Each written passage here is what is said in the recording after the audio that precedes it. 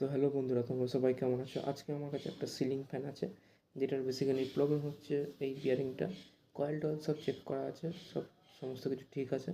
এই বিয়ারিংটা দেখতে পাচ্ছ কীরকম অবস্থা হয়ে গেছে। বিয়ারিংটা সঠিকভাবে ঘুরছিল না, এর মধ্যে ময়লা জমেছে খুবই। সেই জন্য আমি একটু কেরোসিন তেল নিয়ে নিয়েছি বাটির মধ্যে এবং সেটাকে ঘষে ঘষে আমি পরিষ্কার করছি, যাতে সমস্ত ময়লা এখান থেকে বেরিয়ে যায়। তোমরা দেখতেই পাচ্ছ আমি একটি ব্রাশ নিয়ে বিয়ারিংটাকে ভালো করে কেরোসিন তেল দিয়ে পরিষ্কার করে নিচ্ছি। এবং পরিষ্কার করার পর আমি এখানে একটা শুকনো কাপড় নিয়ে এটাকে মুছে নেবো। দেখছো কত সুন্দরভাবে ঘুরছে এখন। আগে কী অবস্থা ছিল আর এখন সাদা ধবধব হয়ে গেছে বিয়ারিংটা। আর তেলটার কী অবস্থা দেখো বন্ধুরা।